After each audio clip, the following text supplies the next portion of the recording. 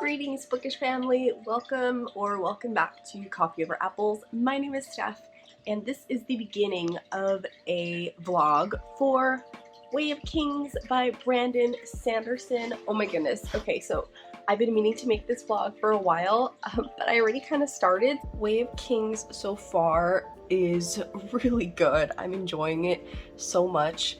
The magic system that's in here feels like it's kind of a mix of the breaths from Warbreaker because of the colors and everything, but then also a little bit of the allomancy from Mistborn, because there's certain people who are born with certain access to kinds of abilities, but then there's others who have access to all the abilities plus some. There's also this like supplemental material called the Stormlight that people need to take or have access to in order to engage with their powers, but it's also a form of currency, again, kind of like the coins in Mistborn. But I think it's really interesting. I kind of went into Way of Kings blind. I really don't know much about it, but I'm excited to know what all of the hype is about. I've really enjoyed everything that I've read from Brandon Sanderson so far. I don't think I've given anything that I've read by him less than 4 stars. So we'll see. As of right now, at about the 150 page mark, it is sitting at a 4 star. I'm living for the pain and suffering of Kaladin. Things are just so dark for him, and I love that so much. The system of division between men and women and who studies and who doesn't, I think it's really interesting that we have this kind of system in which scholarly work, the arts, and science, history, philosophy is all left to the women. Those are considered the women's arts, is to be educated, but business and battle plans and war and physical things are left to men, and those are considered masculine careers or paths or skills. And I'm interested to see whether Brandon Sanderson is going to subvert that by having some LGBTQ plus characters in here. If that was the case, then I could see how it could be a commentary on different understandings of knowledge and career paths, enforcing the idea of heterosexual relationships as a necessity. If he can subvert that, that would be amazing. I would love to have some LGBTQIA plus characters in here. I don't know if that's necessarily going to happen, but I see the perfect setup for that is what's happening, because no one can kind of exist without their partner, since the man runs the business and the woman has all the knowledge to provide him with information on how to run the business. I don't know. It seems so counterproductive. Doesn't make sense. But I think that's being done on purpose. So yellow is for questions, red is for Cosmere connections, pink is for moments that I enjoyed or that I liked, blue is for plot points, orange is for world build, and purple is just for random thoughts. As you can see, I'm surprised by how many pink moments that I just really enjoyed in here, and those are mostly related to characters dying. But they're done so well. Can we talk about the maps? These maps are gorgeous. These maps are gorgeous. By the way, men can read glyphs. Apparently these are glyphs. So technically it's a form of reading. Apparently it's a machismo form of reading. I don't know.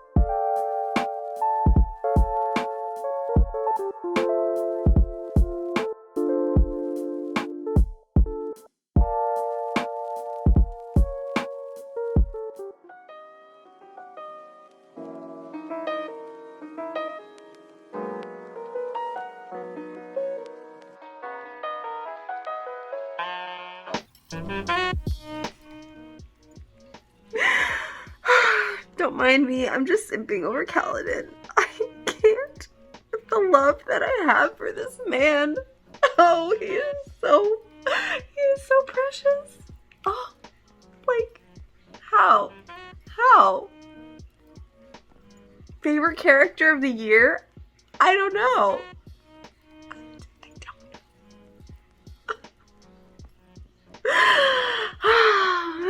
Listen, I've been so validated just now because I'm assuming that this vlog for this video is gonna come out after my Dune vlog. I'm not gonna spoil anything about what's happened in Dune. If you want to watch my rant review for that, please go check out that video. But Kaladin, my baby Kaladin, just gave some amazing advice about the emotional state of a soldier in battle, and it was 100 times better than the advice that was given very similarly on a very similar conversation in Dune, correcting exactly the things that I found so wrong with that scene when I read that book.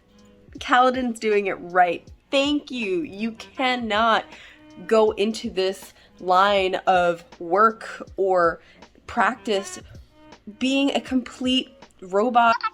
Boo boo beep bop, not beep boo boo beep bop, beep boo boo bop. Having no emotional state, thinking that it's not going to affect you, or to not have a motivator.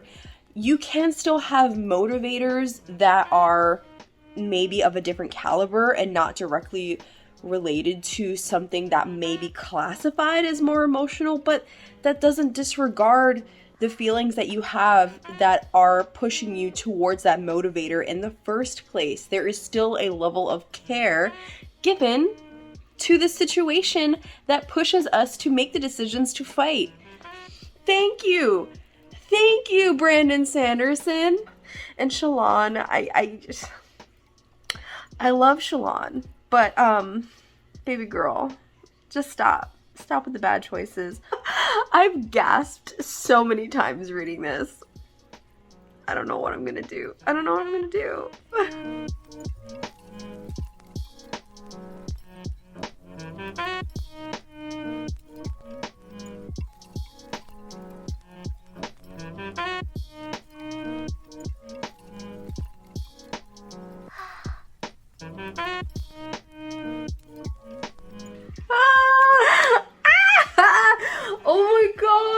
Oh my gosh, no, oh Kaladin, oh my heart for this baby, oh no.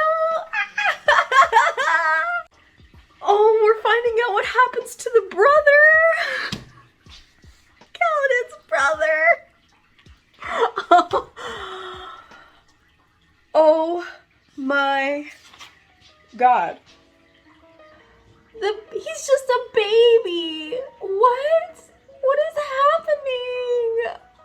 Yeah. This is like... Sanderson does not hold back. What is this? This can't happen to him. If you're wondering what that is behind me, it's an installation piece that I'm working for, an art thing. Fake documents and like deductions.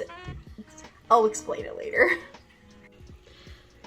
So without showing you any spoilers, what's on this page, I've resorted to drawing hearts everywhere because that is the only way to express my emotions right now. I'm so, like, I'm having all of the feels.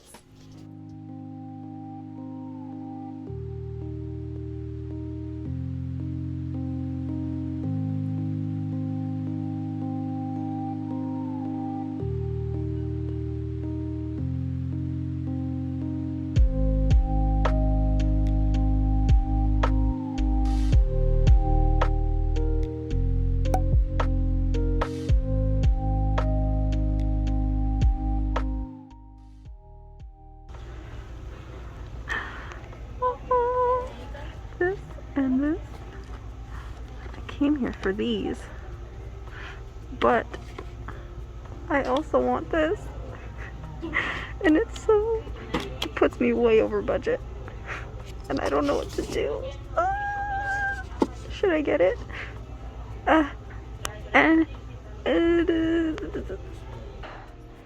So I'm putting back the other one.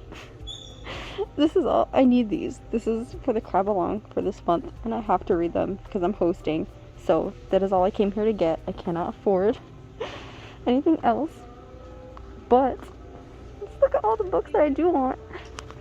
Like this one, I really want. And this one I really want. And these ones I really want. And that one I really want. And look how pretty this is.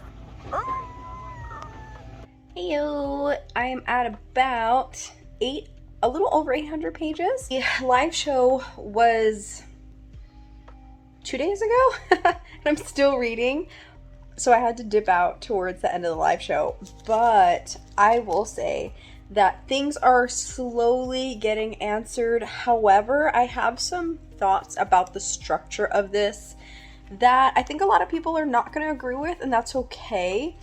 I'm feeling like it's dragging a little bit. I'm feeling like it's just too long. Even though I'm enjoying myself, I kind of wish that this would just hurry up and wrap up. Even though I'm excited to continue on in this series, it's just like, all right, come on. If anything, I think this book could have been maybe 100 pages shorter, which is hard considering that every paragraph and moment in these books are very essential. Maybe the interludes could have been their own thing. Maybe, I know that Arcanum Unbounded is the compilation of side stories and novellas.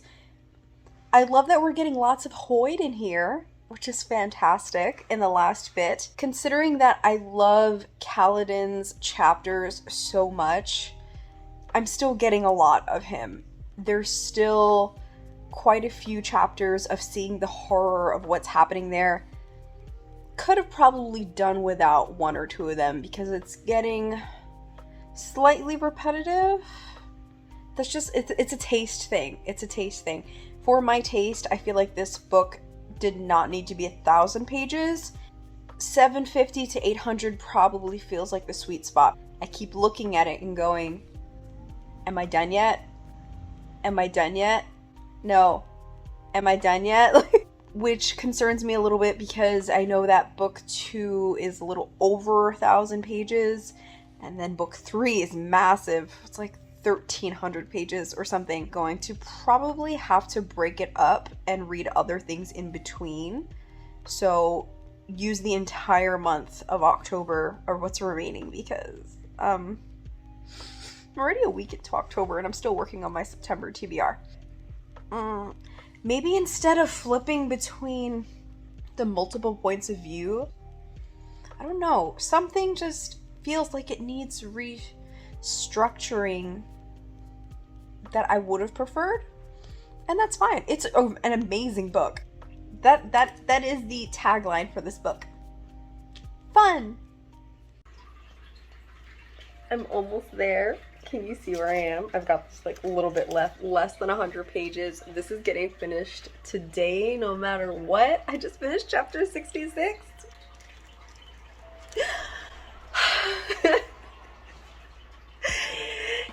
If my boy is dead, I'm not mad about it. It's pretty good. Surprised? No, because our villains, did we expect anything less from them? I really didn't. But I am happy that it feels like the plot just went from going 30 miles an hour to 60 miles an hour because things are speeding up. I still feel like this book could have been shorter. I feel like in the last 200 pages we have so much plot happening that we could have dispersed throughout the book in more ways because characters are finally starting to ask logical questions. It's not that no one was asking the questions, it's that the larger forces at work were doing whatever was in their power to dampen those questions. because it's not in their interest for anyone to ask those questions. So it makes sense. Everything is going exactly how it should. It feels like everything is going exactly how it should, which is great.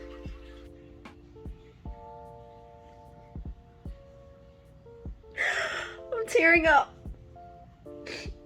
Yo, the boy Dalinar, the respect, the honor, oh, I love him so much.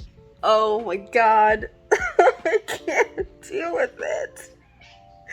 The emotions that I have right now are so real. I'm not tearing up out of sadness. I'm tearing up out of respect. One of the best written characters I've ever read. Holy crap.